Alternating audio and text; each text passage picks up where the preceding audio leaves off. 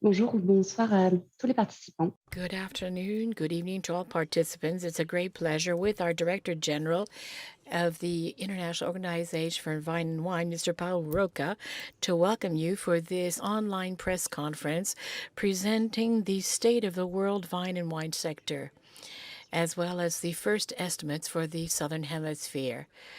This press conference is taking place at the Paris headquarters of OIV, and you have the possibility of having Spanish and English translation. We're very happy to share this information with you, and all of this information and the documents will be available on our application under Resources. And tomorrow, this will also be available in the Replay section. Before starting, we're going to look at how this conference is going to take place. It is simultaneously interpreted into English, French, and Spanish. You can select your channel, or you can listen to the original version. Mr. Roca will speak in each of the three languages at different points of the press conference. And Josie Puig, the press manager, will be here to answer questions with Giorgio Del Grosso and Krisha Gandhi from the statistics team. So as of now, I would like to ask you to send in your questions on the chat. Without waiting, I'd like to give the floor to Mr. Paul Roca for his presentation. Bonjour et bienvenue. Good afternoon and welcome to everyone. I'd like to thank you for joining our press conference today, during which, like every year, we will point out some interesting figures concerning the wine and vine sector in 2021, as well as give some insights on the future of the sector. But before we start, I would first of all like to express my heartfelt compassion as we stand in solidarity for peace and against violence and the loss of human lives in the war in Ukraine. In the century of its existence, OIV has experienced major conflicts between states, whether they are or not members of the organization, and this within the framework of its scientific and technical mission. Within the framework of that mission, the OIV has always remained a body of dialogue, allowing all of its members to sit around the same table, even at time of discord. We've always advocated for ceasing the combat and hostilities and to ensure that international law be respected again. I'll go into English now. Presentation, I'll be showing data for 2021 on vineyard surfaces, wine production, wine consumption, and international trade of wine. I will also briefly cover estimates for wine production in 2022 in the Southern Hemisphere countries. And lastly, I will conclude with some reflections on what the future of the sector beholds. So let's get started. Let's first look at the world vineyard surfaces. The total surface under vines in the world, including table grapes, wine grapes, and grapes to be dried, account for 7.3 million hectares. The evolution of the world wine vineyard seems to have stabilized at this figure since 2017. Two factors are mainly attributing to this stability. One, the growth of Chinese vineyards that has spurred in the early 2000s is slowing down. And second, the growth of European vineyard, EU vineyards, more precisely, currently accounting for 46% of the total world vineyards, has been capped by an authorization system for new plantings. For the rest of the countries in 2021, we see heterogeneous tendencies that balance out amongst themselves, leading to this stability. The top 6 vineyards account for more than half of the surface under vines in the world, 56% to be precise. Spain, France, and Italy account for 1/3 of the total vineyards, and the other 3 largest vineyard surfaces are China, Turkey, and USA. Spain yet again covers the largest vineyard surface area in the world in 2021 with 964,000 hectares. France with 798,000 hectares stands second in the world. China is in the third place, is estimated at 783,000 hectares, and Italy remains stable in 2021. As we can see the evolutions in this slide, France, China, Italy are amongst the largest vineyards driving world surface upwards. And Turkey, on the other hand, is massively decreasing its vineyard surfaces in 2021. In the US, we see a declining trend since 2014. Now moving on the much awaited estimates of wine production.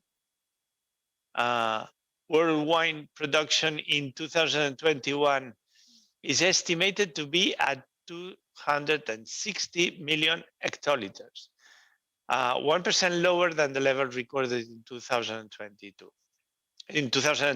sorry. This level can be defined as slightly below average for the third year in a row. There are two opposite trends at play here: declining production in some major EU countries and the excellent Southern Hemisphere harvest boosting production level. Now, let me bring a point to everyone's attention here. Last October, during our press conference, we forecasted that production in 2021 of 250 million hectoliters based on the forecast made by our member states. The new estimates provided in March have substantially varied, especially in major EU wine producers like Italy and France, causing a significant revision in our world estimate. Here we see the world wine production distribution in 2021.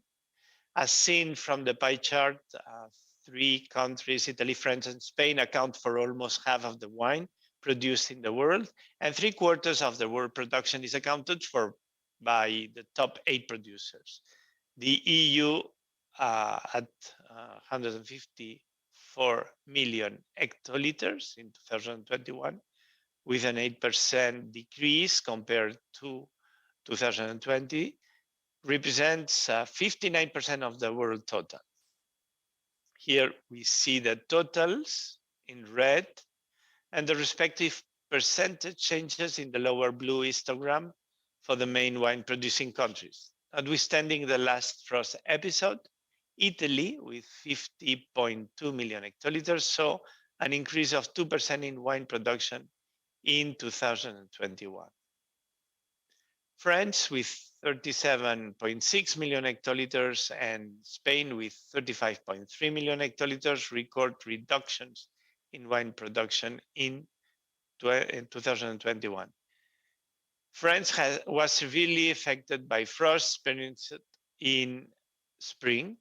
Besides the exceptional small vintage of 2017, France in 2021 wine production level is one of the lowest production seen in the last few decades. USA's wine production is expected to increase slightly compared to 2020. That was impacted by wildfires as well as by a response to control the oversupply problem. China's production is expected to continue declining, reaching 5.9 million hectoliters, and therefore is not among the top 10 producers in 2021. In the Southern Hemisphere, wine production is estimated to touch 59 million hectoliters, which is a record high figure, 23% of the world. And this is a result of the favorable climatic conditions in all major producing countries of the Southern Hemisphere, except for New Zealand, that due to late frost in spring, records a downfall in its production level. Let's take a look of what happened to wine consumption in 2021. After 3 years of declining consumption in the world level due to two main factors. One, China's reduction demand starting in 2018 and an accentuation of the decline in 2020 caused, the second factor is by COVID-19 crisis. 2021 world wine consumption is 236 million hectoliters, an increase of barely 1% compared to 2020. In 2020, a year that recorded the lowest consumption in the world since 2002, we saw the impact of lockdown measures. In 2021, the uplifting of restrictions pertaining to movement of people and goods, reopening of restaurants, and the revival of social gatherings have, as anticipated, contributed to an increase in consumption in most countries around the world. However, wine consumption behaviors at country level are quite heterogeneous across geographical regions, as we will see in the following slides. The top 10 wine consumers represent about 70% of the total world wine consumption. The EU represents 48% of the world total in 2021. In terms of relative weight of the world wine consumption, the EU share has significantly decreased since 2000, when it was estimated at 59%. USA is the largest wine consumer in the world. Over the last 3 years, the USA has proven to be a resilient market, notwithstanding trade-related tensions with some EU countries and the restrictions imposed by the COVID-19 pandemic. France is the second largest consumer in the world and the largest in Europe. In 2021, relying heavily on the HoReCa channel, France, as expected, increased its wine consumption with the reopening of restaurants and celebrations, not only compared to the 2020 period, but also higher than its pre-pandemic 2019 level. Italy, third at world level, recorded the highest wine consumption in 2021 since the aftermath global financial crisis of 2008. Spain has increased its wine consumption by 10% in 2021, reaching a volume in line with the pre-pandemic level. China's 2021 wine consumption is estimated to decline by 15% with respect to 2020. Post-2017, there has been a decline of more than 9 million hectoliters, causing a significant impact in driving down the consumption at the world level. There is a boom in Brazil's wine consumption in the last 2 years that could be due to a change in wine consumption patterns during the pandemic. And in South Africa, with the lifting of the COVID-19 lockdown restrictions that had banned sales for 14 weeks in 2020, we saw an increase of 28% in 2021. Top wine consumers, so here are listed the ones that are above 2 million hectoliters, have been presented here with their totals on the left, and on the right, per capita consumptions. Portugal is the highest consumption per capita of about 52 liters per capita. France and Italy follow with 47 and 46 liters respectively per capita.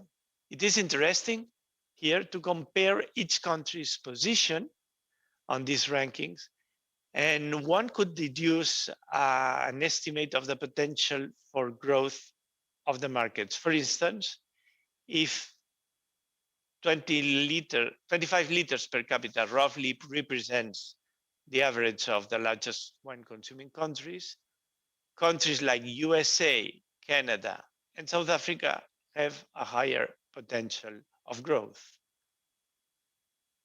Now let's move to the very interesting and relevant topic given its evolving dynamics, international trade. And here we see very important figure. 2021 was a very lucrative year in terms of international trade of wine. World wine exports increased by 4% in volume and 16% in value, recording the highest figures ever in history. 2021 figures are higher even compared to their 2019 pre-pandemic levels by 4% in volume and by 8% in value. All categories except bag-in-box saw an increase in volumes. Exported in 2021, bottled wine increased by 6%, sparkling by 22%, bulk by 5% compared to 2020 levels, and bag-in-box declined by 8%. But in value terms, bottled wine increased by 13% and sparkling wine exports by 35%, thanks to the recommencement of celebration and social gatherings. Bag-in-box declined in export value by 1% and bulk also by 5%. As you can see, this situation clearly shows a strong increase in average prices in all categories except bulk wine. France, Italy, and Spain exported almost 60 million hectoliters in 2021, accounting for 54% of world exports in volume and 61% in value. As we can see, all top exporters show an increase in exports with respect to 2020. Spain, with 23 million hectoliters, increased by 14% in volume and 10% in value. Italy increased by 7% in volume and 13% in value. And look at France carefully, grow its exports by 8% and in volume by 27% in value.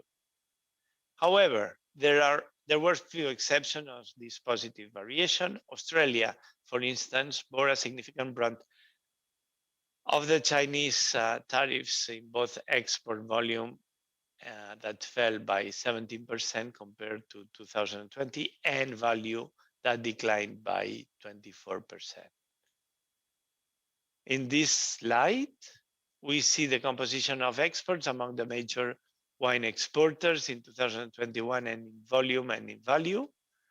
It is interesting to note here in volume, bulk wine, which is in purple, is a significant part of the exports of Spain, Chile, Argentina, and South Africa.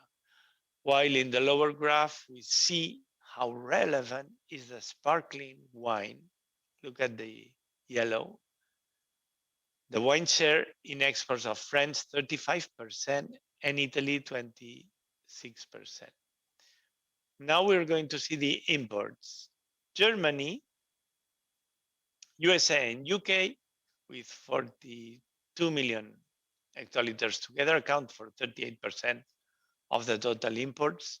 Together, their value equivalent accounts for 13.1 billion euros. Germany remains unchanged in volume, but has an increase in imported value by 6%.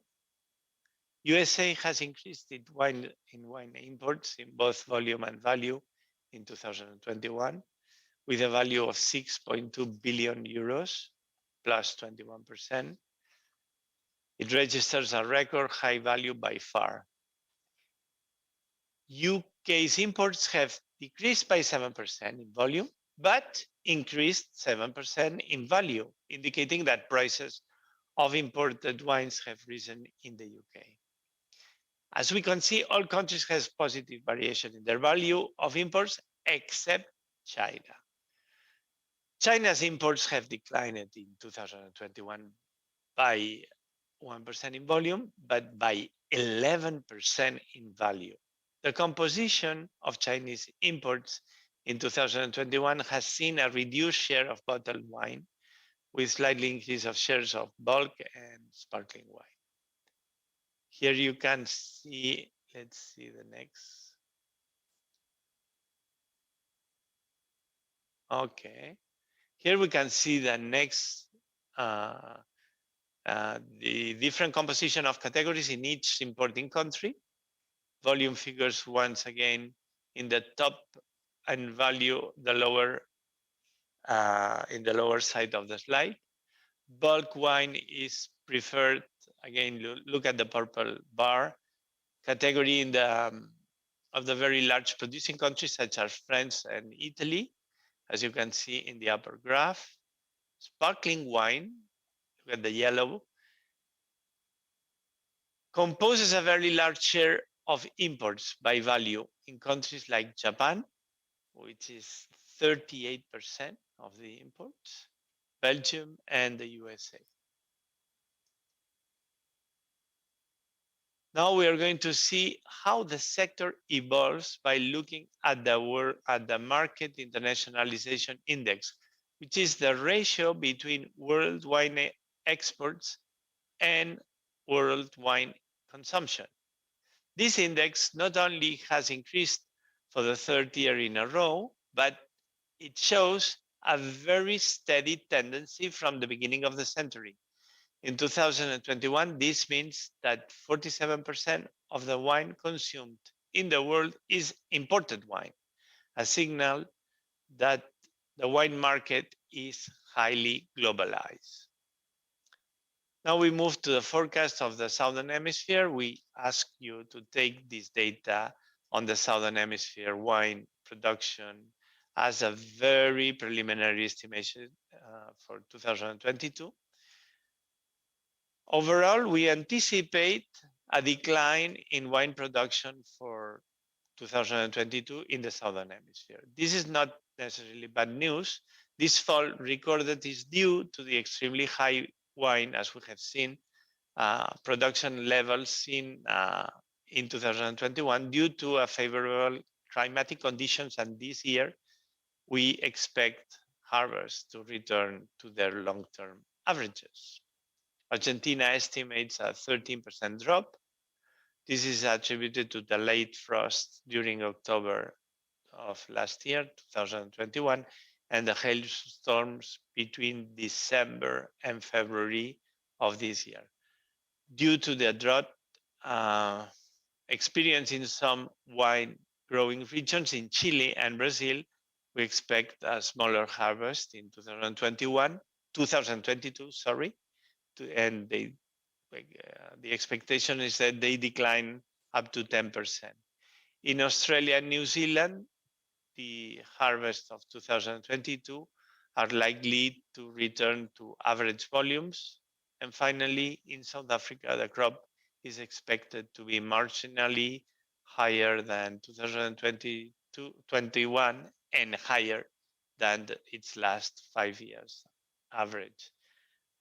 Okay, so here, this is for the figures of 2021. Now I will make some comments in Spanish. Como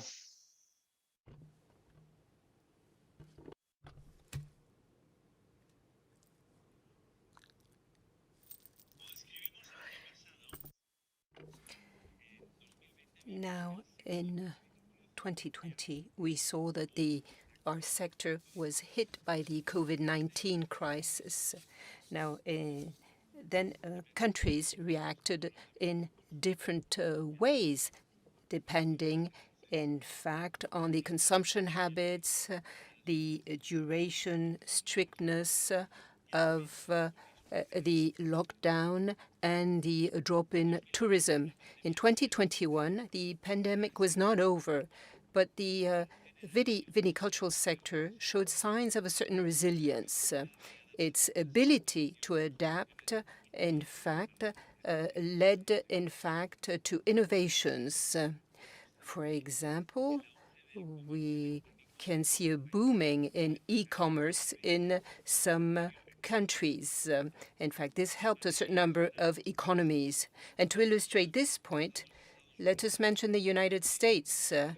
In 2021, online sales of beverages containing alcohol went up 131% compared to 2019. And here, wine represented 35% of that amount. That is therefore in the 131%. So the wine sector adapted faster and better to these changes. Now, in 2022, and greatly due to the pandemic, a new problem arose for our sector: the global supply chain crisis, a disruption that causes shortages and delays in the whole world, and an increase in prices everywhere. Now, we saw, in fact, after the COVID pandemic, there was a difference between countries. Those countries, developing countries, where no vaccination was done, and other countries like the United States and Europe, there we saw, in fact, a booming of the demand after the crisis. And this had a big impact on the supply chain. Now, the war in Ukraine, in fact, has led to a certain number of bottlenecks again in the global supply chain. So the vitivinicultural sector is once again facing disruptions in the area of agricultural production, labor, energy crisis, which is a problem for many wineries. This year, there's also a risk of interruption or lack of glass labels, stoppers, chips. Now, the war in Ukraine is putting a lot of pressure on the global energy market, which had already seen a strong increase in demand in 2021. The EU sanctions on Russia and the USA sanctions on Russia are adding to the strong pressure. And there's also a possible interruption of trade between Russia and EU because of the sanctions on the payment means. And this will have an impact on France, Italy, and Spain. Now, Russia, in fact, was the 10th biggest importer of wine in 2021, representing 2% of global imports, and the 8th largest wine market in terms of value. Finally, in the midterm, what is really worrying is inflation and its impact on the consumer purchasing power. Now, in fact, impossible to see the real impact, so we have to closely monitor the evolution of the situation. In summary, following 2020, a year of crisis, in 2021, we saw an overall recovery of the wine market. Now the real challenge is to see how the sector will face up to the new situation in 2022. Difficulties with the global supply chain and the energy prices will create an inflationary pressure on the consumers. Now, we have seen also that there was a possibility of legislation where wine was to be included in carcinogenic products. There was also the war. Now, a real storm. Now, you know that we will see where we stand during the next Congress, in fact, of OIV in Mexico. Now, at this stage, I would like to say that I'm available to answer all your questions. Thank you for your attention.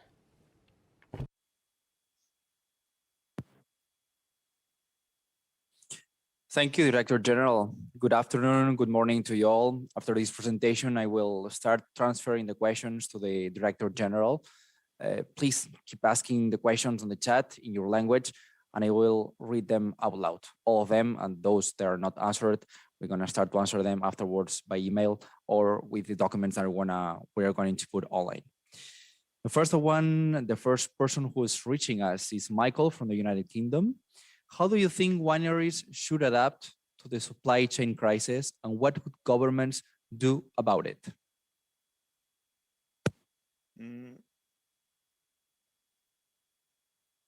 Concerning this global problem of the supply chain, I think innovation plays a role very important, and the effort of companies should focus on innovating and looking on how they can improve this value, this chain of the logistics. So, and looking at that, we see that it has been dramatically analog compared to what we can transform by digital transformation and innovation.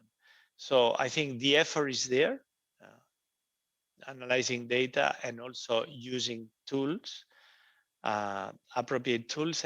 And on the other side, government should provide for the support to the companies in terms of maybe subsidies, but mainly fiscal attention and helping this transformation. Íñigo Inchusta, de Radio Nacional de España, nos pregunta: what is the impact of the Ukraine war on the sector? How is it impacting our sector with the problems in harbors? And what about the problem of bottlenecks? This is a question from Spain. Well, war in Ukraine, yes, is clearly affecting energy prices, and this affects inflation. Inflation was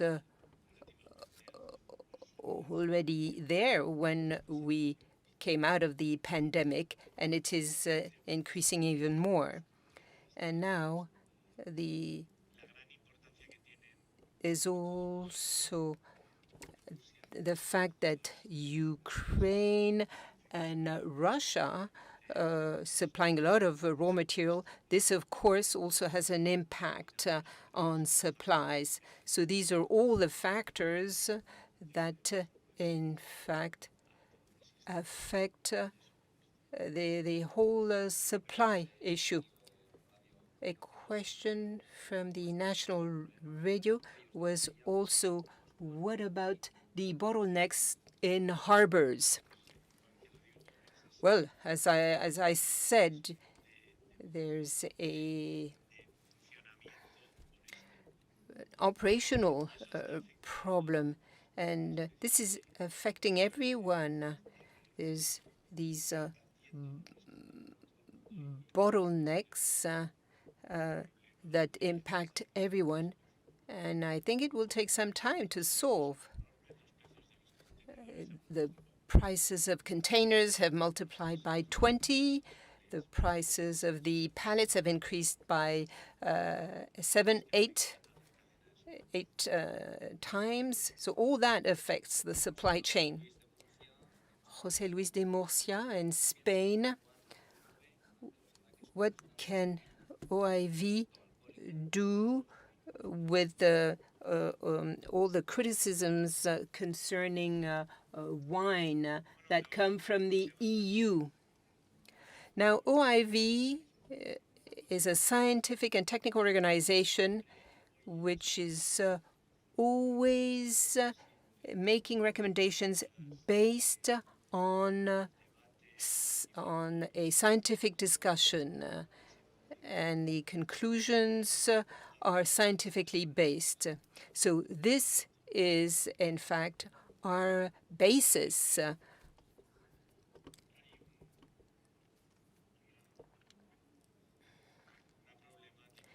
Now, I think there's a real problem here, maybe a health problem, but it's not just connected to a substance. We also have to take into account the behaviors. And wine, in fact, proposes more solutions than problems. Now, it is clear that wine consumption takes place in some circumstances, but that consumption is closely connected to the culture. It is closely connected to the values. Now, we can say that, yes, OIV has a role to play, and we believe that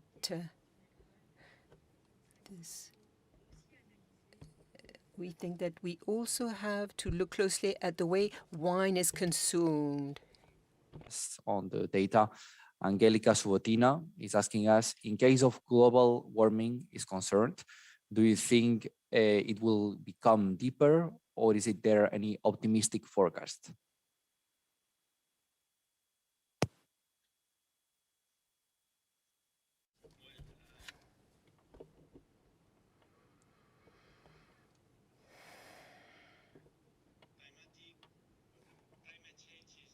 It's a real problem. I mean, we have never been on denial.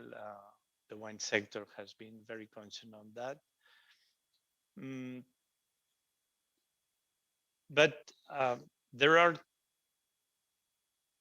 two reactions to that. One is mitigation, and the other one is adaptation. As you know, two ways of addressing climate change, reaction of humanity. I think wine has a paradigm of behavior also, and the economic structure can respond very well to adaptation. That's for sure. We have been addressing this issue in our strategic plan, and so this is our response. I think we are having all these crises now, COVID-19. We're having elements of that will rebound, that are alerting us of the big climate change crisis.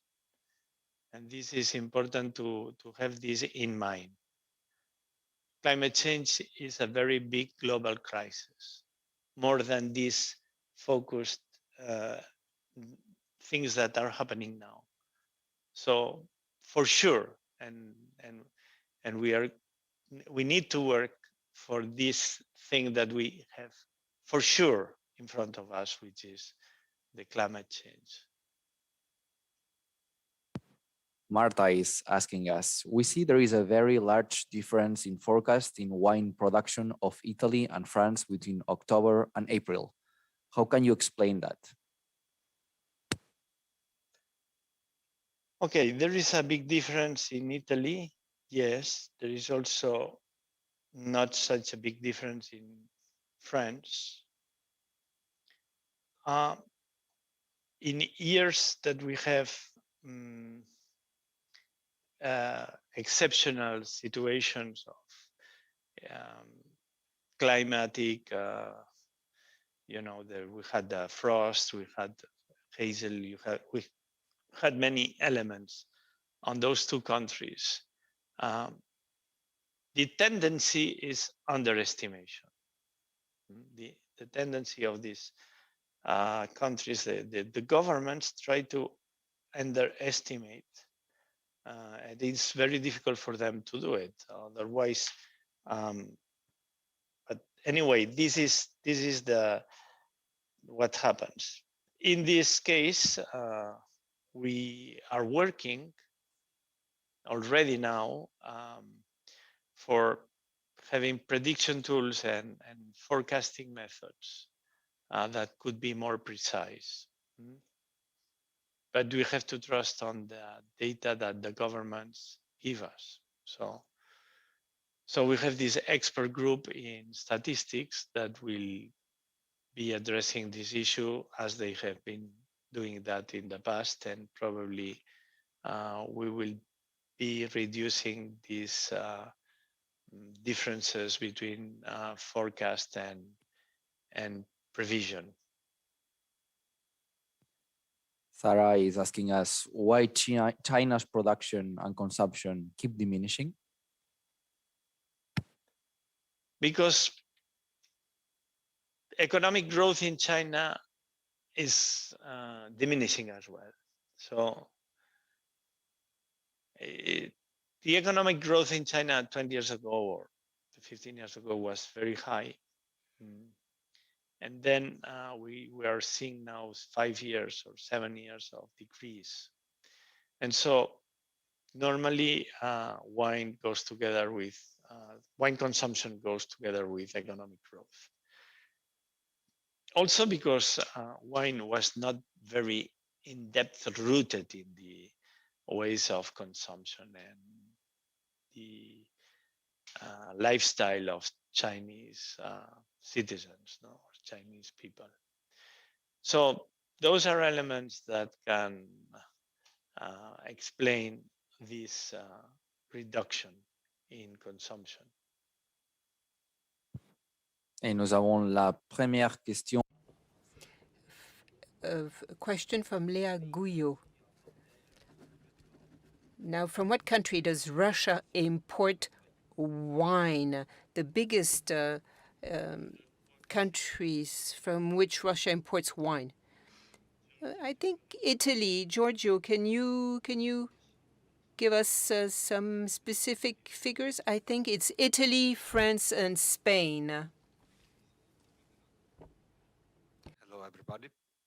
So in 2021, Russia represented an import market worth 1.1 billion euros. 33% of Russian imports came from Italy, 19% from France, 12% from Spain, and 10% from Georgia. And the remaining countries account for about 1/4 of their imports. And the question was just on Russia, but anyway, I can give also some figures on Ukraine. Ukraine had in 2021 an import market worth 185 million euros. And again, we see exactly the same countries, the same importing countries. So Italy at 36%, France at 16%, Georgia 12%, and Spain 11%. So it is quite clear that is mostly big European Union producers that will need to be concerned about potential trade disruptions with these countries. Thank you. Léa nous pose une autre question. Leah is asking another question. Can you come back to the price increase of wine in 2021 following the drop in production? Yes, prices have increased on the export market. This is where we see the increases, especially sparkling wine. Well, the impact concerning sparkling wines, there we see an increase.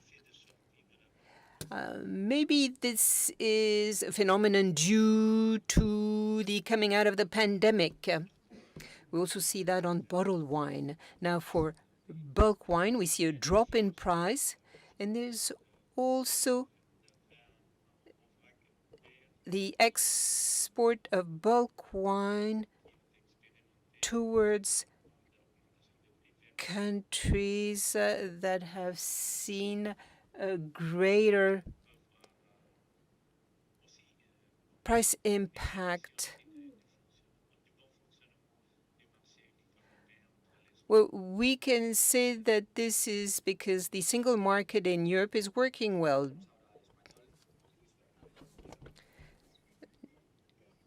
Luis Fernandez Otero. Provided by the different countries verified by the OIV, or is it merely based on the confidence of those reported by the different organizations, whether state or private, in order to be able to draw true conclusions?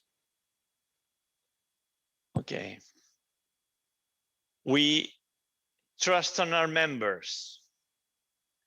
We are an organization of governments, and the governments provide for this data where they can.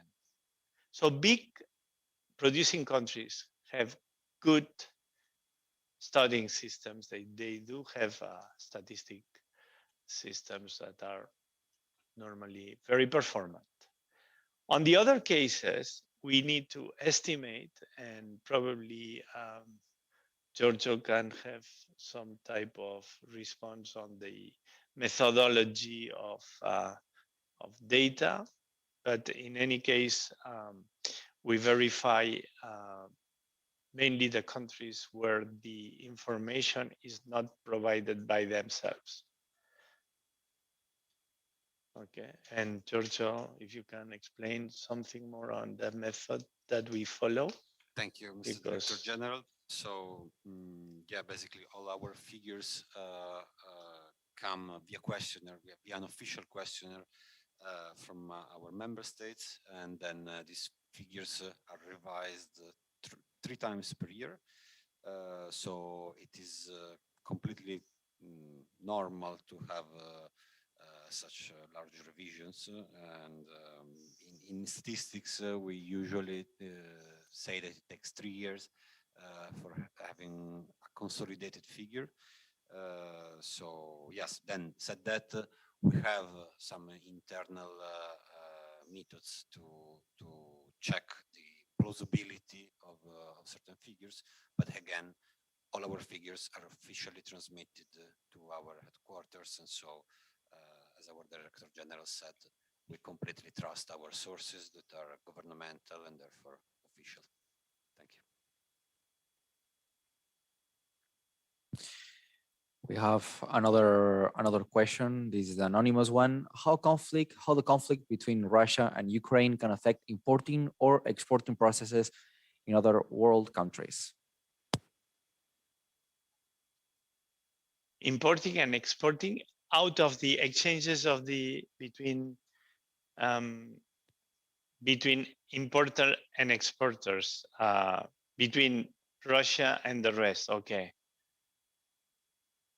Well, the price of energy is so this conflict has a global impact in economy, very different from other wars.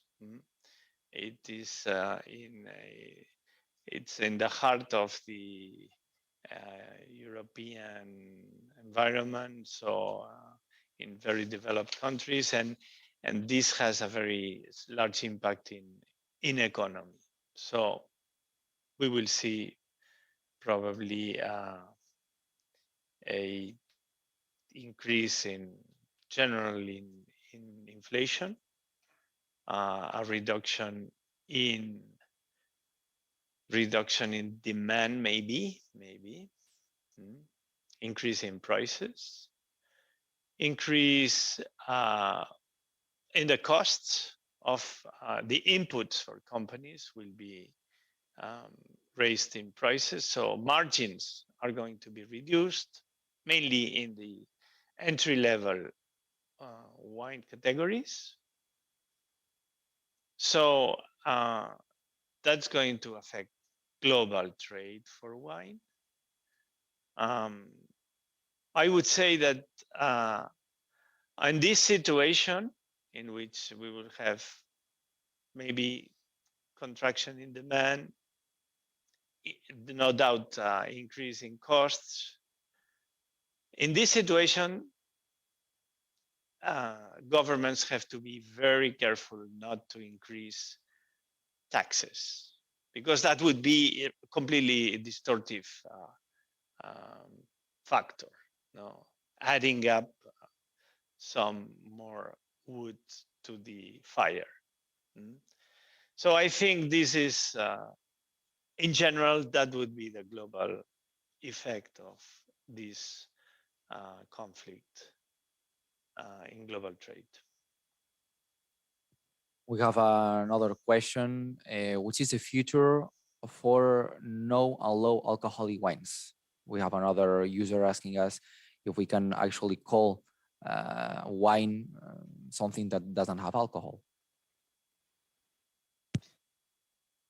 We have defined it non-alcoholic or low alcohol and non-alcoholic wine in the OIV.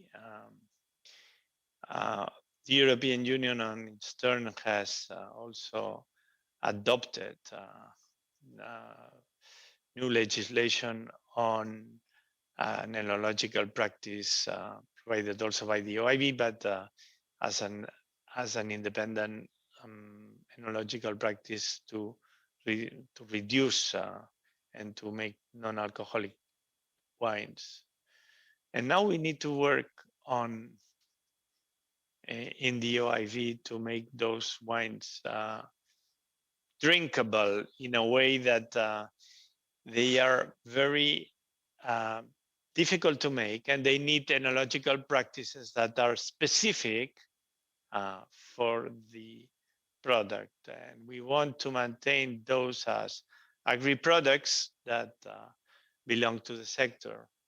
And this is the role of the OIV at this moment, not leaving this without providing all the tools and all the elements to make a very good wine. This is important because we want to universalize our consumption.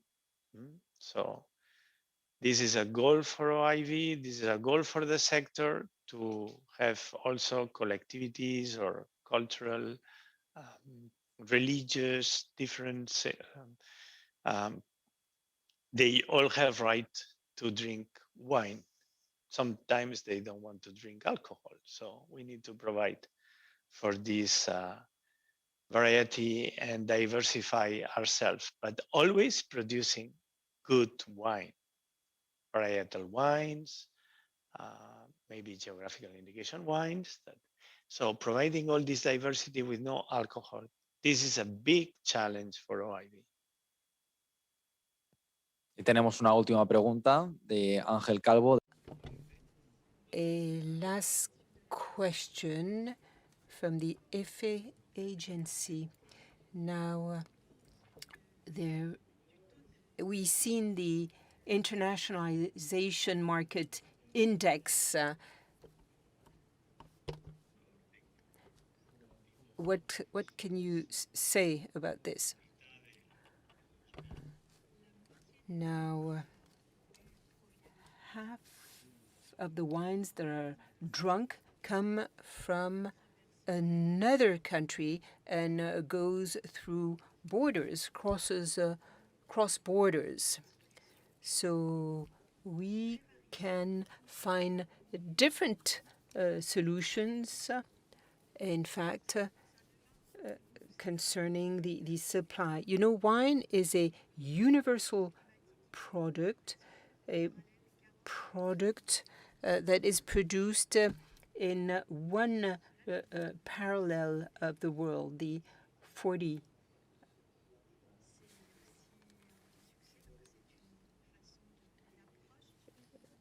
Latitude 40. Now, wine is a sort of lifestyle, and we consider it can be universal.